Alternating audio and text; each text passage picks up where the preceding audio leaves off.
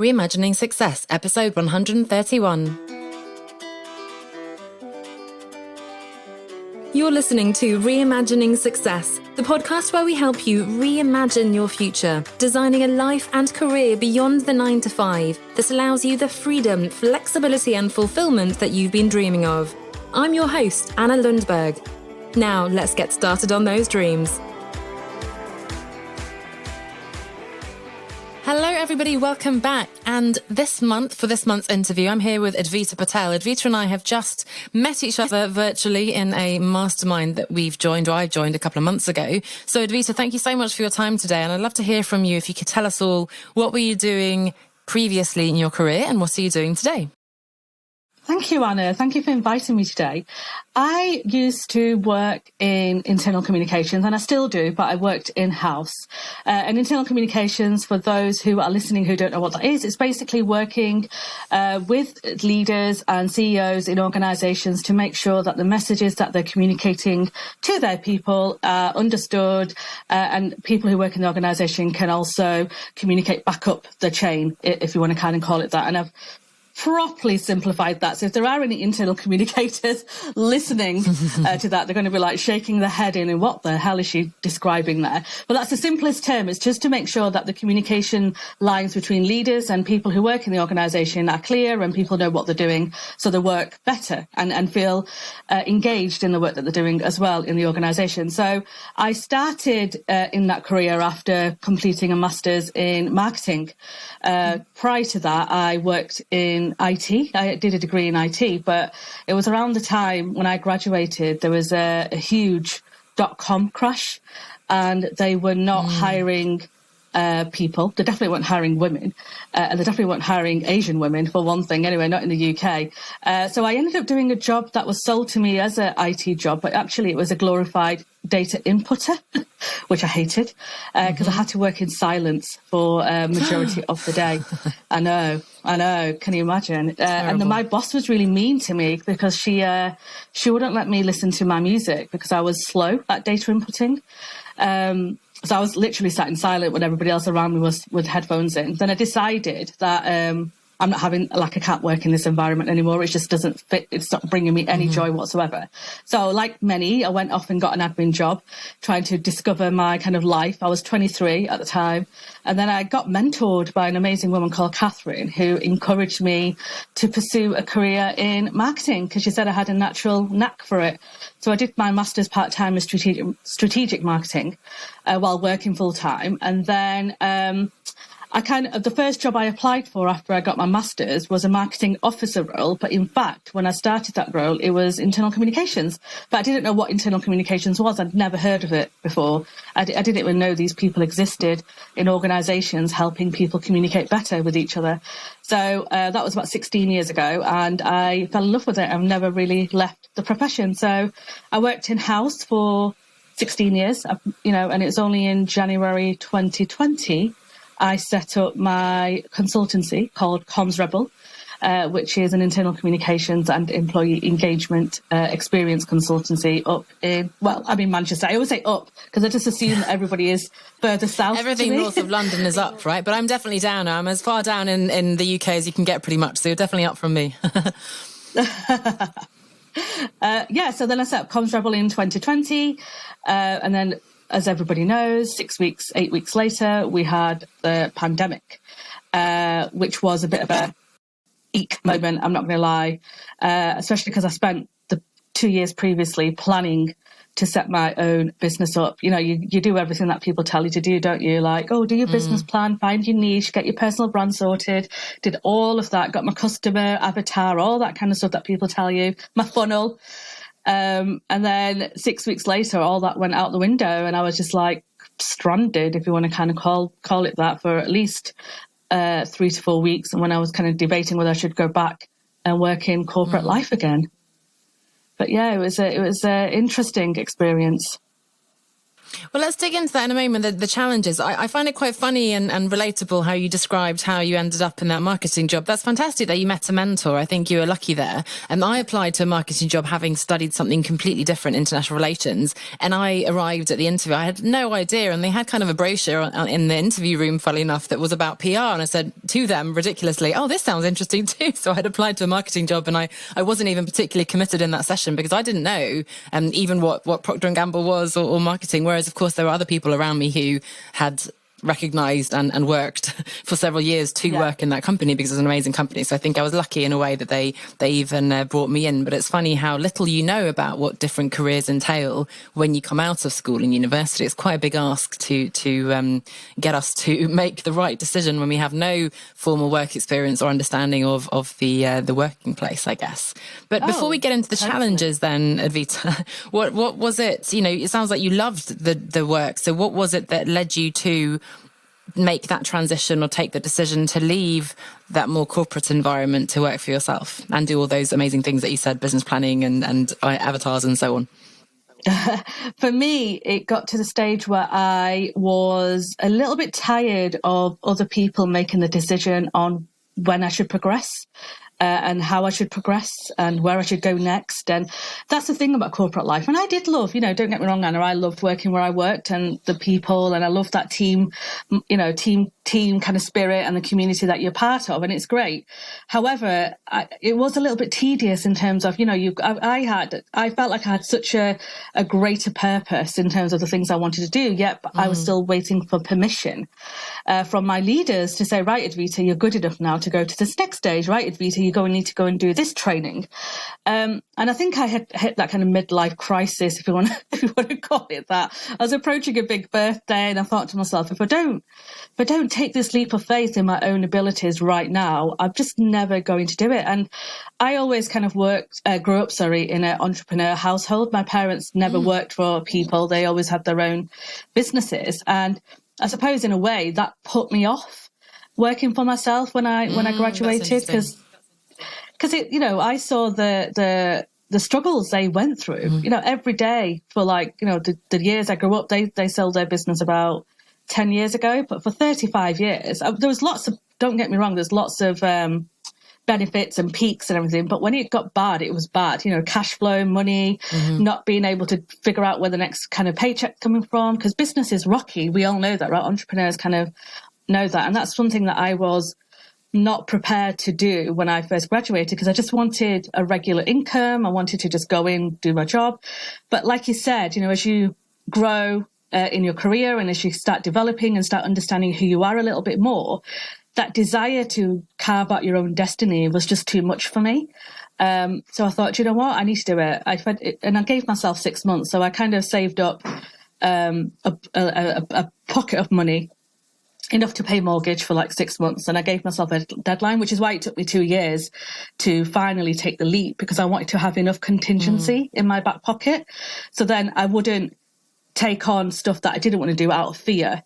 And I'm so grateful that I had that advice to save up that contingency, because if I hadn't had that contingency in that 4-week lull when pandemic hit, I think I would have gone back in-house, because I had a job offer waiting for me. And I thought, you know what, I could have easily just taken it, but because I knew I had that bucket and that money pot that would pay the basics, I was okay. And that's the advice I would actually give to any listeners who are contemplating leaving corporate life, to just make sure that you have got your finances in check, because that is the one fear, I think, or one of the biggest fears that could hold people back. It's a big sort of vague fear, I find, because we're all worried about money and, will I earn enough money? But we haven't actually sat down, as you say, and looked at what is enough money and what does that, do we need as much of a salary as we had in corporate? In fact, often we need more, because then we have business expenses. We don't get all the benefits that we get in a corporate job. But for some people, we can actually get by on less. It's just an arbitrary number that we happen to have been receiving as our corporate salary. But definitely looking at those figures, of course, can really help you to get to grips with that. I also find it really interesting how you said that you had the entrepreneurial upbringing, I guess, and that put you off, because I think a lot of us have the opposite. Maybe our baby boomer parents were not entrepreneurial and they had that sort of lifetime job through to pension, and that put us off, I suppose, that corporate environment, or perhaps just laid the groundwork for that was the expectation. So it's quite fascinating how good and bad experiences growing up can really shape the beliefs you have, the frame of reference, I guess, we have for those career choices. Yeah, definitely. And I loved the fact that my parents had, they carved out their own destiny, right? They decided on what they wanted to do, what they didn't want to do. And I loved that part of that freedom that they had. But what I didn't love was everything else that came with it. And like you just said, and I think there is this vague figure. And I like the fact that you said it's a vague figure around money, because people just don't, in UK in particular, we're just not very good about talking about finances and what's involved. And we're a little bit coy, aren't we, with everything? And we're like, and we kind of underestimate, I would say, the kind of work that we need, the kind of money we need, or sometimes we overestimate. And it's funny that you said about the vague finance, because the first thing I did was a spreadsheet with what I need to survive cash-wise and what's nice to have. And what I need to survive was much less than I anticipated, to be honest. And I thought, actually, I can do this. I can, if I earn this bare minimum, I had a target. If I can earn this bare minimum, then I'll be okay. And that's reassured me. And again, that's what people should be doing, rather than hiding it away and not wanting to look at the bank accounts and a little bit worried about what they're spending the money on. It's like, really embrace it, because I do think it is the money thing. If we were a little bit more open with each other about the cash flow and all that kind of stuff, then I think more people would have that entrepreneurial spirit. And that is something I learned from my parents, because my parents were very open about money. And how long it takes to earn that pound and how easy it is to spend that pound, and how we should be looking at cash flow and profit and loss and all that kind of, tax sheets. And so I learned that kind of language quite early on, which is quite good for me, I would say, as a benefit. It's funny, that makes me think, because my mum forced us to have these little accounting books where we had to, and I found them, often it said, doesn't add up, and then I would just have to fudge the numbers, which is probably not the best exercise in managing your figures. But it was always, if we'd been given money by a grandparents, we had to put that in, and then I bought sweets and so on. You'd think that would lay a good foundation for me. For whatever reason, I didn't make that connection, so it's taken me longer to get around to that. But as you say, it's quite powerful both to see as reassuring if you need less, but it's also a good warning flag, I suppose, if you realise, no, actually, I'm not in a position yet, so I need to build my savings, or I need more of a runway in terms of client pipeline and so on. In terms of other support that you got to make this transition, in particular, I guess first initially, before the dreaded C word, COVID, came along, how did you know how to pull together your business plan and so on? And then when that hit, how did you, I guess, continue? How were you able to have the confidence and resilience to keep going and actually, as we'll hear in a moment, start a couple of different businesses actually in the last year? So my first job, the marketing officer job, that was actually internal comms, was actually on a mentoring and coaching program, which was brilliant for me. So have that experience so early on, and because I'd been informally mentored by Catherine when I first kind of started to investigate marketing, I knew the power of mentors, and I understood why it was really good to invest in a coach. So I was privileged to be surrounded by some amazing mentors who owned their own businesses, who worked in the same field as me, and one of which was a woman called Priya Bates, who's based in Canada. And Priya was a South Asian woman working in the same field as me, and I saw her kind of doing the work that I wanted to kind of aim towards, the goals that I had. So I reached out to her and said, would you be able to support me while I kind of transition into my kind of CommsRebel work? And she was like really supportive. And this is what I kind of say to people who are a little bit nervous about asking people to help, to mentor or to support, is just go for it. Because the only thing they can say is no. Like, that's the only thing. And then you just move on to somebody else. So I was prepared. And most people are happy to help, aren't they? They want to share their wisdom and guide younger people. Yeah. Exactly. And if they can't help you themselves, then most 99% of the time they will recommend somebody who can. I've never had anybody who's just said a flat no. They've never had anyone to go, nope, not helping you. They've always kind of come back and said, oh, I'd love to support you, but I haven't got this time in my diary at the moment, but here are a few names that you might want to speak to, or let me know what you're after and I'll put it out into my network. They'll always kind of go the extra step, because most human beings are so considerate and friendly anyway. And, we are surrounded by negative media, I know that, but never let that fear kind of hold you back. So I had a mentor in Priya, which is amazing. And then two of my very good friends, Jenny Fielder and Trudy Lewis, who actually are in the incubator, as Anna knows. They've been part of my journey for a long time. We've all three of us met when we were volunteering for our professional membership body called the Chartered Institute of Public Relations. And all three of us connected, and then we just became really good friends, went to Vancouver together for a world conference. And that trip sealed our friendship, and we sealed it over gin and Cheetos because we landed quite late in Vancouver. And we didn't want to go and look out for a restaurant. And we all walked into the shop, the store, and headed towards the Cheetos. And we're like, do you like Cheetos? Do you what like a great Cheetos? bonding experience. I know. And we grabbed a bottle of gin. So they really supported me. And without them three, I think I would have struggled. And they kept me steady when I was a bit shaky. And I really kind of, when procrastination is one of my big things. And they really kept me focused, which is just such a good thing to have in your life, I would say. So mentors and also peers in a way to sort of to empathise with you when you're struggling, to share their struggles and advise you, and vice versa, right? It's a really great, I always say, sort of find your tribe, whether it's a free Facebook group, especially at the moment, I guess we have to rely on online groups, but if you can meet and share some snacks, that's obviously an extra level of friendship. And then, so the great thing about being a mentor with Priya is like when that crisis hit, Priya experienced a similar kind of lull. Well, all my comms consultant friends did, to be honest.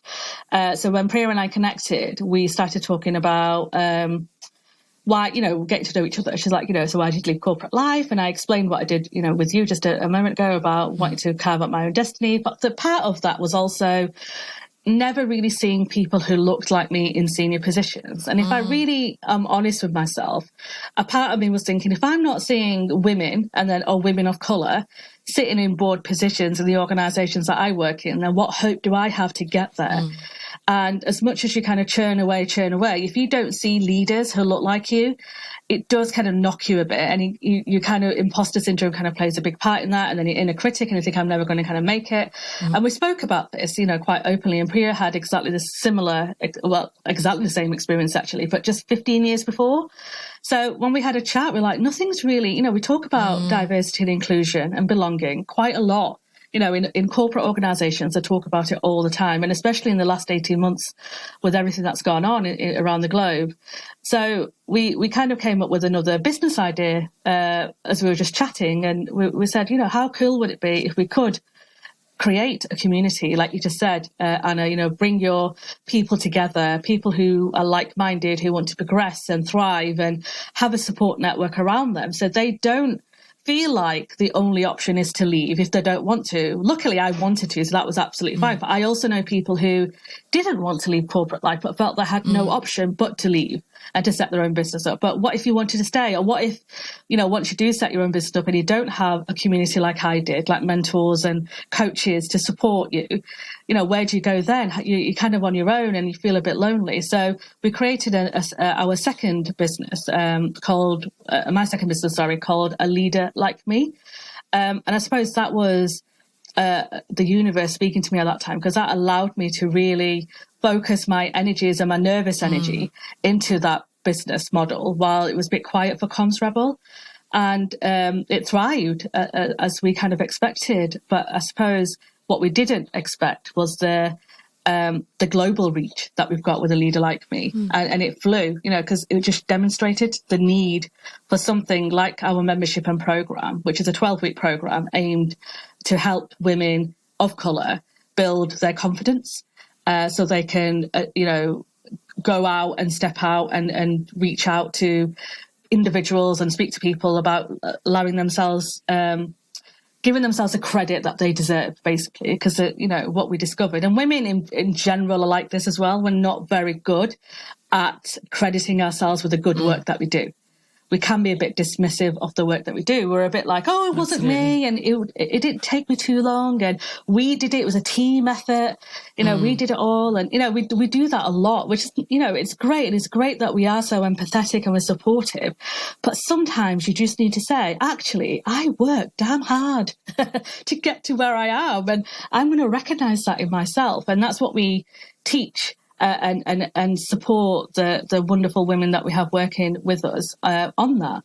And it's been such a powerful program. And I'm in a way, I know COVID has brought a lot of misery and it's been a terrible time for a lot of people. But for me, if I'm looking at one tiny positive, it was definitely having that time to really focus and develop a program that I'm and Priya are really proud of. And that's such a great example of taking the opportunity in a difficult situation, especially when you've, come out there sort of enthusiastically wanting to share your expertise with the world, and then suddenly something huge like this hits, that you're able to make those connections thanks to the mentors and peers that you were in contact with, identify an opportunity. And it's really depressing to hear that nothing had changed in 15 years, that you still had such a parallel, experience. And then that such a powerful initiative has come out of the ashes, I guess, of quite a difficult time. And it's great to see that even if there is a lull, when there inevitably at some point is a lull, maybe in our clients coming and so on, that you're able to shift your focus and build something so meaningful and that's working, as you said, and having that global reach.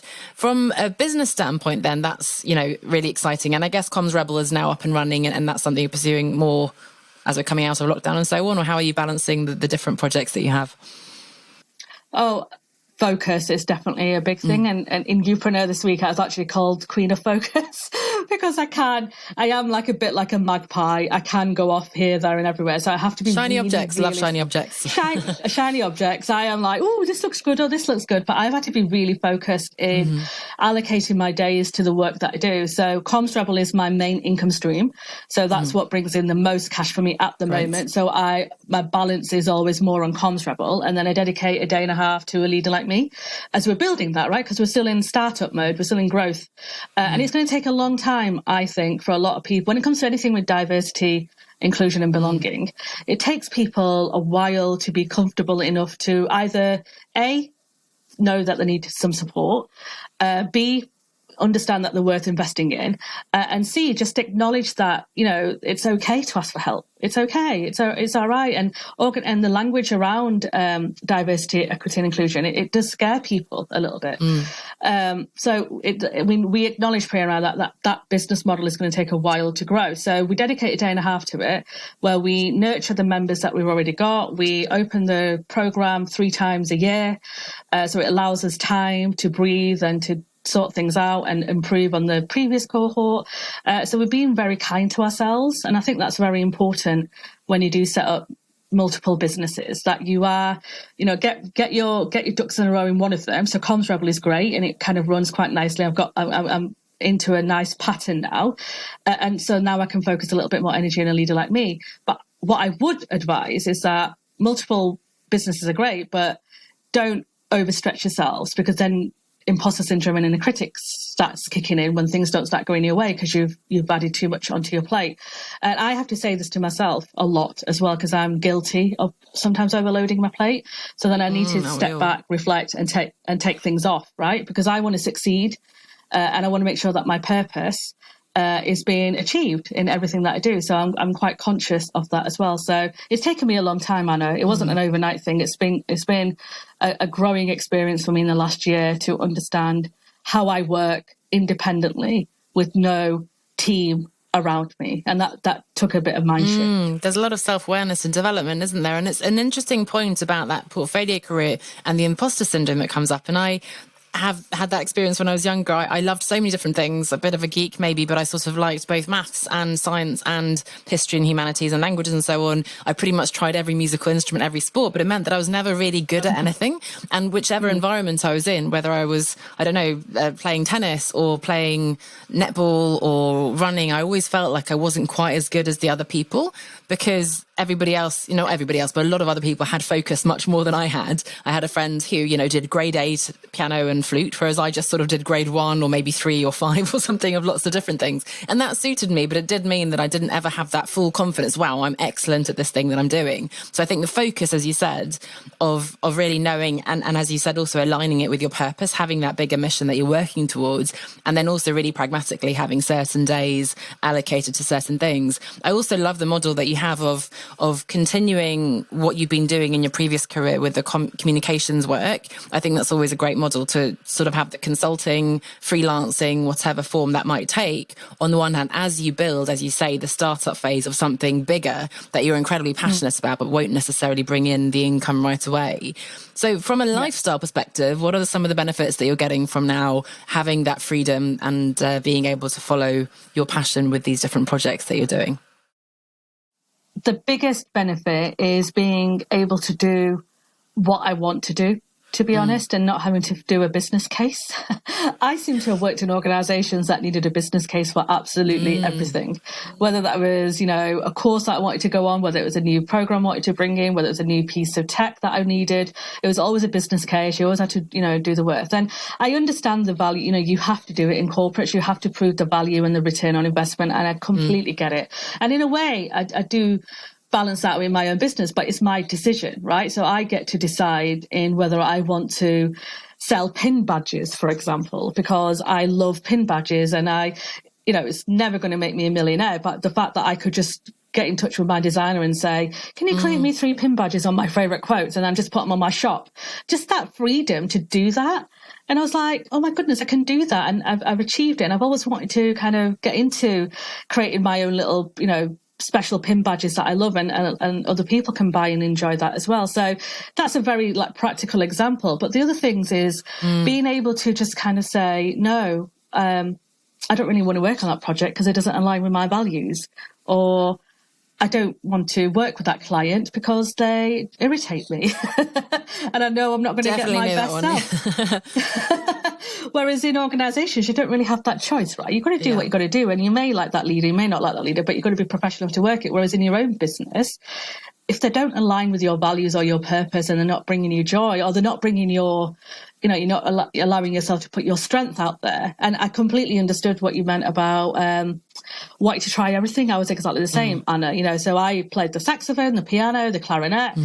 I never did any of them brilliantly because I wanted to go into different things. Whereas a friend of mine who just did the piano, she was exactly the same. Went up all the way. Could have been playing in the various different concerts and all that kind of stuff. And I realised quite early on that I needed to be a master of my trade and not a jack of all. So I focus on the things that bring me joy, which is measurement in comms, inclusivity, diversity, those kind of areas. And I probably wouldn't do the work technically I could do, but if I'm passionate about it, no, I wouldn't. So I love that flexibility that it gives you.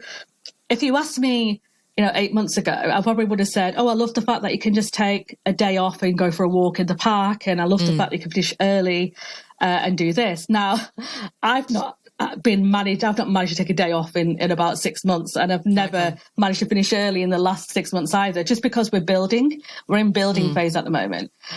So every moment, I suppose, spare moment I have is that we're working on my startup, and that takes up a lot of time and energy. I'm hoping I'll be able to reap the benefits in 6 months' time when we start bringing on more people and more support. And that's really important as well, to understand what support you need so you can free up time so you do bring that balance back into your life. But I was prepared for that because my mentors and my coach kind of prepared me that the startup phase is going to be a lot of investment of time, and that's what I would. And not just the startup phase. I mean, you have 2, possibly even 3 businesses going on, so it's not so surprising that it's difficult to find then the time to take off, right? But that's a choice that you're making, as long as you're doing that intentionally. I think that's that's something that you're happy with, as long as you're keeping an eye on that. Then. But I love that you're able to have, as you said, some people might want to start a product business. A lot of coaches, we want to have a planner or, as you said, inspirational quotes, and it might not make the millions. But hey, if you want to do that and something creative and it's something you're passionate about, why not add that on? I think in business, I guess, in terms of this shiny object syndrome, and we talk about the musical instruments, have you heard of the T-shaped marketer or the T-shaped concept? I think you sort of have the breadth of understanding a little bit about everything, and then you have a depth on something. And I think that suits quite a lot of us in terms of having, for example, I came from a digital marketing background, and I wasn't an SEO expert, but I understood search, and I wasn't, an expert on banners and affiliate marketing or whatever, but I understood enough to sort of operate in those fields. And then I had a specialty in branding and content and so on. And I think that's quite a nice way. The other thing, I guess, is that you can do a lot of things, maybe not everything, but a lot, but you can't do them all at the same time, I think. So sort of having some kind of sequencing, I guess. What other advice would you give someone, especially someone perhaps who's been a bit set back by the difficult circumstances of the last year? Maybe they were planning on leaving, or they did start up and they're not quite getting the traction they want. Perhaps they aren't as lucky as you, having those mentors and peers around them. What words of wisdom or reassurance could you give someone like that? I would say, if you're struggling, is take a step back from what's happening and be really objective with what you're trying to do. Because most people that I speak to, because I coach people in visibility and confidence as well. And normally it's when I speak to my coachees who come to me for confidence kind of work, it's because they are not allowing themselves to kind of be open to change, right? And we fear change a little bit more. So I would say, look at what you're offering. And if you're struggling to bring clients in, it's normally, and I am kind of like doing a bit of a blanket approach here, but it's normally because you haven't been clear on your offering. And people don't know what you're bringing to them. And also, you may not be hanging about where they are hanging about your clients, because you haven't done your client avatar. What does your client, who's your perfect client? What do they look like? Where do they hang about? What is it that you're selling to them? As Chris Ducker says, Chris says it all the time, doesn't he, Anna? What problem are you trying to solve for them? Really kind of think about that and be quite clear. The second tip I would give is, don't be scared to bring somebody in to help you. So one of the things that I recognised quite early on in my business, probably about 6 months in actually, was that I was not very good at admin. Because when I worked in house, I had a team administrator that did all the kind of bookings and stuff to an extent. And I never really had to do too much of the admin myself. And then I really struggled in the first 6 months about getting back to meeting requests, booking meetings in Zoom, messing about with transcripts and all that kind of stuff. So I took the plunge, and I wasn't earning a huge amount at that point, but I did take the plunge to invest in a virtual assistant to help me give me back some control. Because I was struggling a lot at that point. So after speaking to a few people who had VAs and a part of the Upreneur community as well, who, Chris Ducker is obviously a specialist in this area, I decided to invest. But I decided to invest in a VA that's based in the UK. I know a lot of people go international for that, but I really wanted somebody who was on my kind of time frame and to ease me in. Because I am very protective of the work that I do and can be a bit of a micromanager sometimes, because the perfectionist, the kind of, that imposter syndrome perfectionist comes in a little bit. But Kelly has been a lifesaver for me, and she's been really supportive of the work that I do, and it's allowed me to have a bit of breathing room. So get that help. Don't think that just because you've had a business for 3 months or 4 months, you can't. If you can work out your sums, and if you can spare, 3-4 hours worth of admin every week, then invest in that. Don't think that you can't, because you have to invest in things like that to give you this room to grow and develop. Otherwise, you're going to get bogged down and go into procrastination mode. And the final tip I would give to everybody is go and find a community that you can get support from. So for me, it was Upreneur. So Upreneur has been part of my life for 3 years. I went along to the summit, the very first summit 3 years ago, and then I enjoyed Chris's personality. It aligned with me. I liked his enthusiasm. I was a little bit worried that it was going to be very American. No offense to any American listeners. But, like clappy and joyous, hoo-ha and all that. Yeah. It is a little bit like that. It's not hugely like that, but I love a bit toned down with the British culture, right? So yeah, exactly. It's a good middle ground. A flavour, peppering of Britishness in there. But I love the fact that there's somebody there, there's a community with people like yourself in there who can keep me accountable, who inspires me. Chris keeps us accountable. Everybody's kind of in the same boat in this kind of club that we've got, and we can reach into that space and be like, can somebody help me with an accounting software? Can somebody help me with getting this? And just knowing I've got that crutch and that support community has been really powerful for me. So what I would say to people is find that group that works for you. It may not be Upreneur, it may not be whatever, but find that. And there's loads of amazing people out there who are doing some great things in building communities. Find the community that works for you. That's so important. And I think that will shift and you can and will evolve, right? I mean, I've got clients who have followed me pretty much since the beginning and who've been part of my different offerings as I've been finding my feet, which is amazing. And now I have programs that they can grow with me as well. And it's so nice to have those familiar faces, both for them and for me to know these people. You know, they know and trust me, but I'm sure there'll be a point at which actually it'll serve them better to go off and work with somebody else to get a different perspective. Maybe someone who's a specialist in their particular technical or creative field, or just somebody, you know, actually now I want to build a big team. So somebody who's an expert in that. So I agree with you. The community is so important.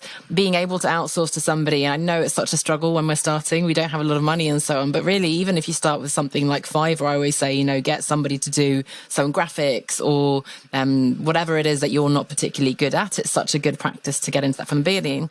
And I love what you said as well, first of all, in terms of getting clear on the strategy. We can think, oh, I've done that so many times and I just need to do stuff now. But it's true that taking time to take a step back can give you the foundation then to leap forward. And I think I agree with you that often there's a disconnect in the strategy. We're just not 100%.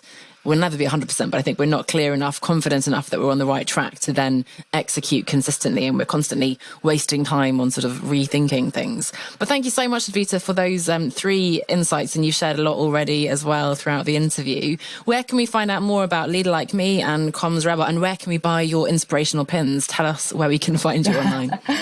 You can find my pins on CommsRebel.com.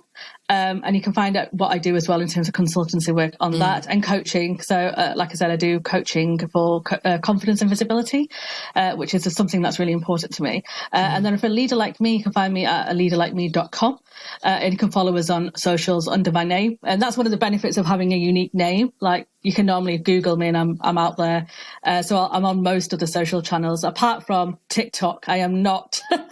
I'm not. Come on, Advita, get with the kids. I know. People keep telling me, but I'm not on TikTok. But I normally hang about on Instagram and Twitter. So if anybody wants to have a chat, I'm always open for a chit chat around business. I'll be sure to link those in the show notes as well. I unfortunately don't have a unique name. I do luckily have a dad who was very ahead of his time and he got me Lundberg.com originally, but I do usually need to use my middle initials on social. And unfortunately, there's a famous actor who has now a Swedish girlfriend with my name who's monopolised my online presence. So I'm trying to claw it back with some media work. So you're very lucky to have that unique platform. But again, I'll link to those websites as well. Thank you so much, Advita, for your time today, for sharing your experience, being so open about it. So many relatable experiences there and really inspiring and reassuring as well. So thank you so much. And I'm looking forward to following the next steps of your journey. Thank you, Anna. I really loved today's chat. Thank you. If you'd like to create your own transition story and escape the 9-to-5 to work for yourself, then come and join us over in the Business Incubator. This is a comprehensive online program and community designed to give you the roadmap that you need to help you figure out what you really want to do, come up with a workable plan, and take the right steps to achieve it. Read more and join us over on onestepoutside.com/9-to-5. That's onestepoutside.com/9-to-5.